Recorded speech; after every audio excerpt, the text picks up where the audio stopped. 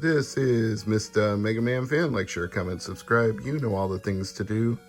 We got a package from Prime today with some end of the year business expenses, but there's only one in particular that I'm going to be reviewing in this video because the others are going to be less than interesting if you want to watch somebody test them, a power strip and a hard drive.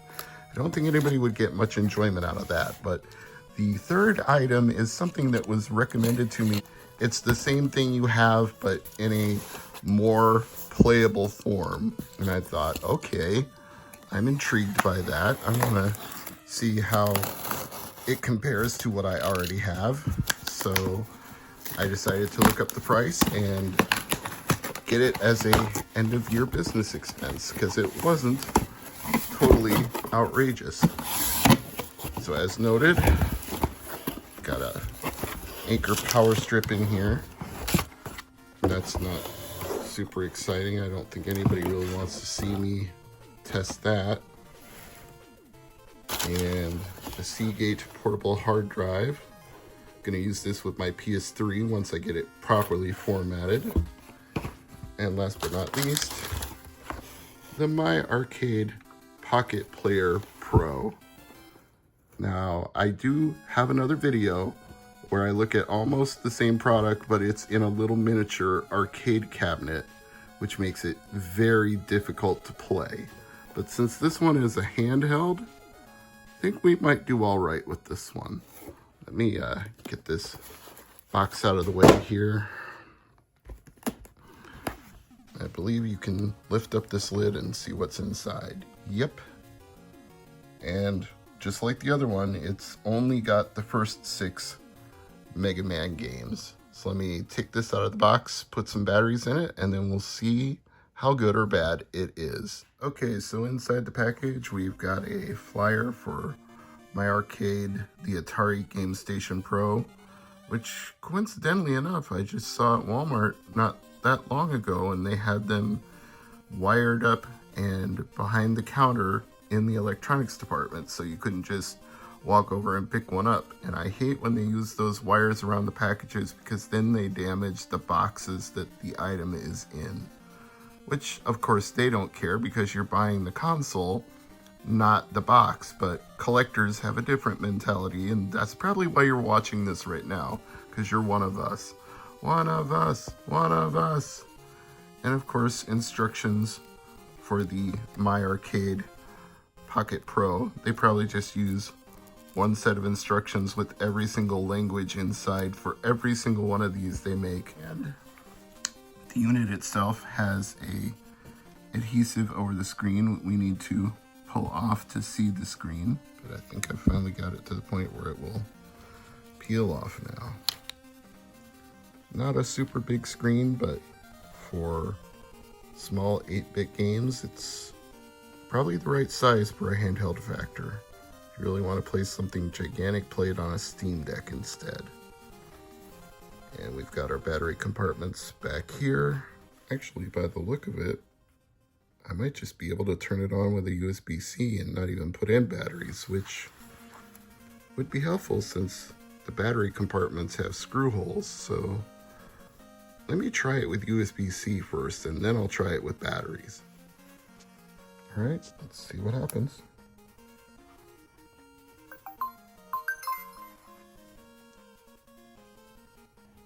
Here we go. All of the basic Mega Man games. Is that a backlight? Yeah, it is.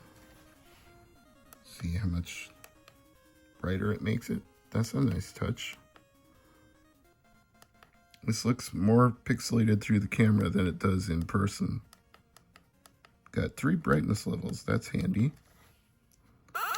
Let's start a game.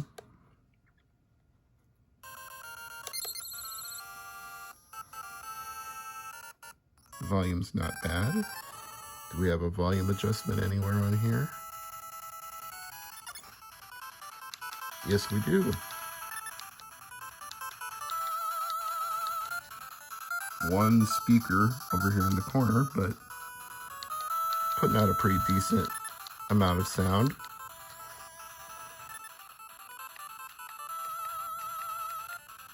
those brightness levels really do help.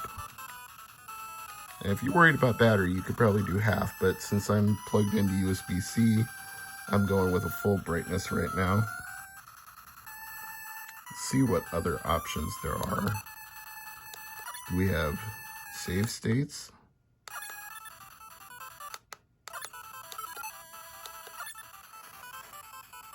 I don't know how we would access the save states. Maybe the guide would be helpful for that. Well, from reading the manual, it doesn't sound like save states are an option. It says the device will go to sleep after 10 minutes of inactivity, and when it does, you will lose all of your progress. So if save states are something you want, this is not the device for you.